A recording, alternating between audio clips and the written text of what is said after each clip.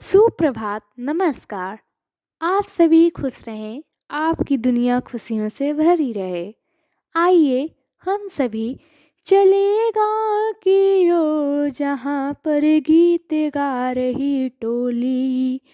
ढोलक देती थाप, गमकती कजली, आला होली। आए दिन त्योहार, बधू है संग बैठ मिल गाती। गए पिया परदेस, लिखूं मैं रामा कैसे पाती। चले गाँव की ओर, जहाँ पर गाय दुधारू चरती।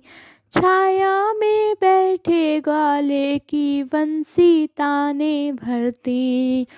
जहाँ स्नेह में निश्चल सादे जीवन का ही क्रम है। जहाँ न कोई काम तुच्छ है, अर्घ पारा श्रम है।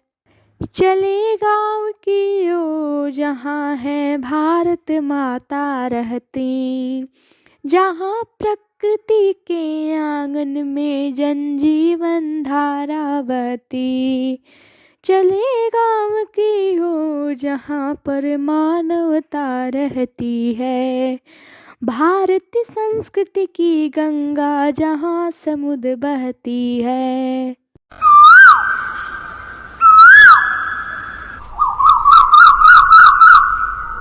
चले गाँव की ओर कविता के चौथे अवतरण में कवि गांव का चित्रण करते हुए कहते हैं, गांव जहां पर कजली, होली, आल्हा जैसे लोक संगीत की धुनों पर ढोलक पर ताल देते लोगों का समूह गीत गा रहा है, और वहीं दूसरी तरफ लोक संस्कृति के अनुसार जहां आए दिन विविध त्योहार एवं पर्व मनाए जाते हैं, जहां नववधुएं एक साथ मिलकर पारंपरिक गीत गा रही होती हैं, जिसमें वह कह रही होती हैं कि उनके प्रिय धनार्जन हेतु परदेश में हैं, उन्हें बुलाने के लिए संदेश कैसे भेजूं।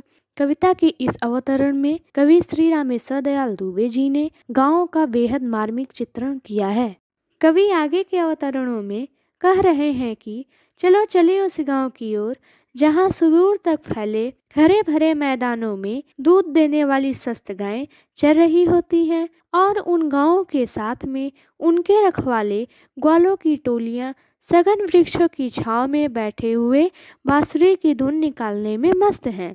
एक ऐसी जगह जहां एक दूसरे के प्रति स्नेहमय वातावरण है, जहां छल दंभ से दूर सीधा सच्चा जीवन निरंतर गतिमान है। एक ऐसी जगह जहां कोई भी काम छोटा या बड़ा नहीं समझा जाता है, बस परिश्रम करना ही उनकी पूजा है। आइए चले ऐसे गांव की ओर, जहां सुरम्य प्रकृति के आंगन में लोग सरल जीवन जी रहे होते हैं। सर्वत्र मानवता एक परस्पर सहयोग की भावना दिखाई दे रही होती है। चारों तरफ हमारी भारतीय संस्कृति की एक झलक दिखाई दे रही होती है, जिसे देखकर लगता है हमारी भारत माता हमेशा यही रहती हैं। तो आइए चले गाँव की ओर।